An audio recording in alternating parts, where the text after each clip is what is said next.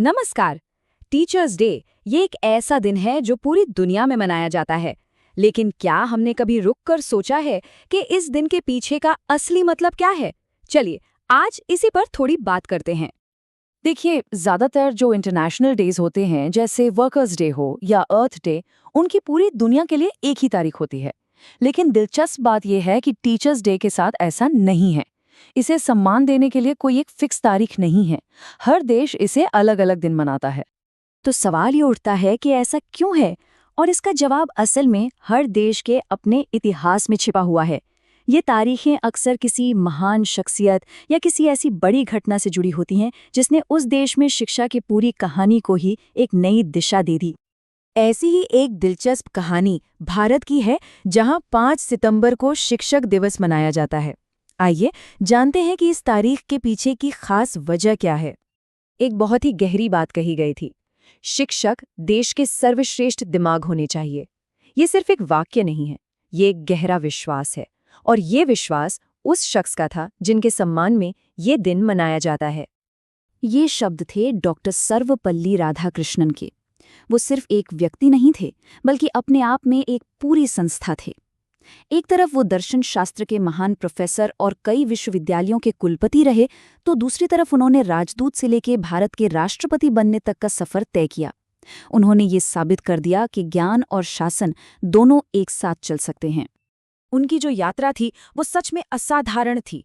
सोचिए, 1921 में कलकत्ता विश्वविद्यालय में एक प्रोफेसर से शुरुआत की, फिर ऑक्सफोर्ड पहुंचे, सोवियत संघ में भारत के राजदूत बने और आखिरकार 1962 में भारत के दूसरे राष्ट्रपति के पद तक पहुंचे।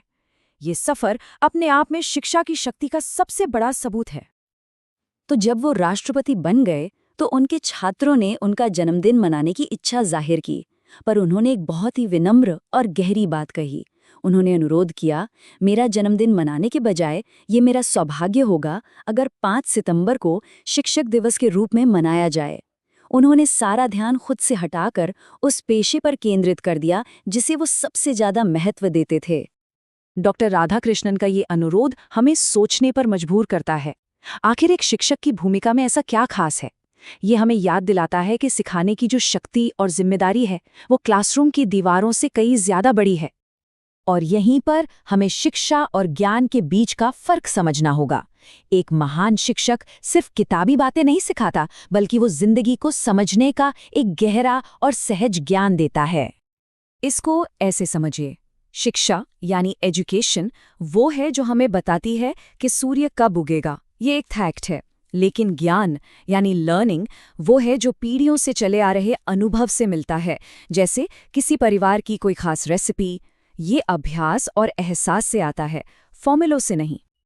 जैसे एक अनुभवी माँ को बिल्कुल ठीक ठीक पता होता है कि खाने में कितना नमक डालना है, सिर्फ एक अंदाजे से, और वो हर बार एकदम सही होता है। ये शिक्षा नहीं है, ये ज्ञान है। एक ऐसा गहरा ज्ञान जो किसी भी किताब में नहीं मिल सकता। और यही एक शिक्षक की असली ताकत है। वो एक ऐसे दीपक की तरह हैं जो खुद जलकर हजारों और दीपकों में ज्ञान की लौ जला सकते हैं। एक ऐसी विरासत जो कभी नहीं बुझती। और प्रेरित करने की यही क्षमता एक शिक्षक को राष्ट्र निर्माता बनाती है। इतिहास गवाह है कि शिक्षकों की नैतिक शक्ति ने हमेशा राजाओं की राजनीतिक शक्ति को न सिर्फ चुनौती दी है, बल्कि सही रास्ता भी दिखाया है।